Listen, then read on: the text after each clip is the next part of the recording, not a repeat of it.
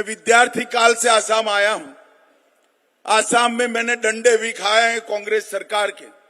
साइकिया जी मुख्यमंत्री थे, हम नारा लगाते थे, आसाम की गलियां सुनी है, इंदिरा गांधी खूनी है, और हम पर गुवाहाटी में डंडे लगाए थे। 7 दिन मैंने असम की जेल की रोटी भी खाई है। देश भर के लोग असम को बचाने के लिए यहां आए थे। वहां से लेकर असम ने लंबा आंदोलनों का दौर देखा है। असम की पुलिस अन्य राज्यों में ट्रेनिंग के लिए जाती थी।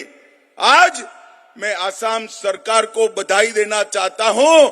8 साल में ऐसा परिवर्तन हुआ। ये लसित बरफुकन एकेडमी में 2000 पुलिसकर्मी गोवा और मणिपुर के ट्रेनिंग लिए हैं। हमारा असम शांत हो गया है। असम आगे बढ़ने के लिए तैयार हो गया है।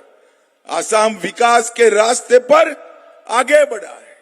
ये 10 साल में देश के नेता और प्रधानमंत्री नरेंद्र मोदी जी के नेतृत्व में असम के लिए बोडो समझौता हुआ 2020 में, कार्बी समझौता हुआ 21 में, आदिवासी शांति समझौता 22 में, उल्फा समझौता 23 में, असम मेघालय बॉर्डर समझौता 23 में और असम अरुणाचल बॉर्डर समझौता भी हुआ।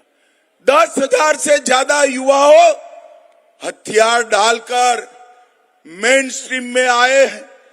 जिस असम में एक जमाने में आंदोलन, गोलीबारी, आतंकवाद की चर्चा थी, वहां आज सबसे आधुनिक इंडस्ट्री सेमीकंडक्टर की लगने का काम भी हो चुका है। 27,000 करोड़ की सेमीकंडक्टर के क्षेत्र में इन्वेस्टमेंट, वो आसाम का भविष्य बदलने वाला है। अभी आसाम के निवेश के लिए यहां शिखर सम्मेलन हुआ। 5,18,000 करोड़ के निवेश के लिए एमओयू हुए। मैं पूरे विश्वास से कहता हूं, इसमें से ज्यादातर जमीन पर उतरने वाले हैं। और भाइयों बहनों, मोदी सरकार असम के विकास के लिए और 3 लाख करोड़ के प्रोजेक्ट इंफ्रास्ट्रक्चर के लेकर आ रही है। ये 8 लाख करोड़ के प्रोजेक्ट इतने सारे रोजगारी पैदा करेंगे कि एक जमाने में कहा जाता था आसाम का बच्चा पढ़ लिख लेगा तो देश में कहीं नौकरी करने जाएगा। आज मेरे आसाम में देश भर के लड़के नौकरी करने आए। इस प्रकार का स्थिति का निर्माण हो रहा है। कांग्रेस के शासन में 10 साल में आसाम को 1,27,000 करोड़ का डिवोल्यूशन ग्रांट और ग्रांट इन एड मिला। और मोदी जी के 10 साल में 1,27,000 करोड़ से बढ़कर 4,95,000 करोड़ रुपया हम दे चुके हैं। 4 गुना अधिक पैसा हमने कांग्रेस पार्टी के शासन से एनडीए के शासन में, बीजेपी के शासन में दिया। मैं पूछना चाहता हूं कांग्रेस पार्टी को, आसाम को इतने साल तक आपने दंगों की आग में झोंका, ग्रांट नहीं दी, शिक्षा की व्यवस्था नहीं की, इंफ्रास्ट्रक्चर नहीं बनाया और शांति भी नहीं आने दी। मोदी जी के 10 साल में इंफ्रास्ट्रक्चर भी बन रहा है, शांति भी आई है और कई प्रकार के उद्योग भी लगे। 10,000 करोड़ की लागत से 200 किलोमीटर से अधिक लंबी भारतमाला परियोजना, धुबरी फुलवाड़ी पुल 3,000 करोड़ की लागत से 3700 किलोमीटर ग्रामीण सड़कें, 3400 करोड़ से सिलचर चुराईबारी कॉरिडोर 4 लेन करना, मजुली द्वीप, यहां पर सर्वानंद जी बैठे हैं, 1,000 करोड़ से अकेले मजूली के लिए नया तटबंध और सड़क बनाने का काम किया है। ब्रह्मपुत्र के पुल पर 6 लेन पुल बनाने का काम निर्माणाधीन है। 382 करोड़ से नेशनल हाईवे 715 के पर माजुली और जोरहाट को जोड़ा जा रहा है।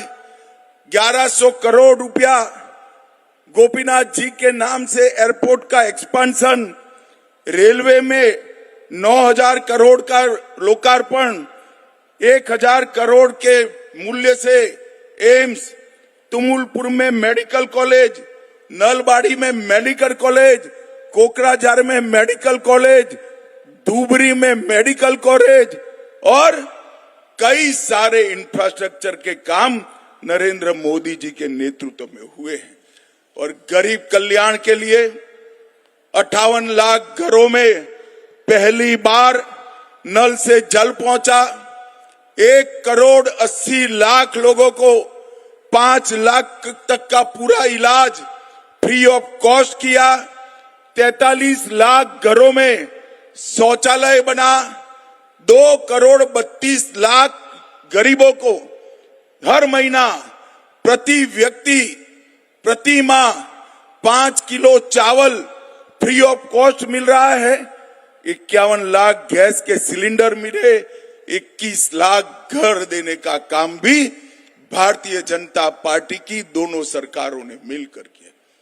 और आसाम की जनता ने भी, मैं राष्ट्रीय अध्यक्ष बनकर आया था, आपने सर्बानंद जी को मुख्यमंत्री बनाया, फिर से चुनाव आया, हेमंत जी को बनाया और दोनों चुनावों में मोदी जी को भारी बहुमत लेकर आपने प्रधानमंत्री बनाने का काम किया है। आसाम की जनता ने भी भारतीय जनता पार्टी को प्यार दिया है, उत्साह दिया है, आशीर्वाद दिया है और भारतीय जनता पार्टी ने भी शांति लाने का न केवल प्रयास किया, शांति लाकर दिखाई है।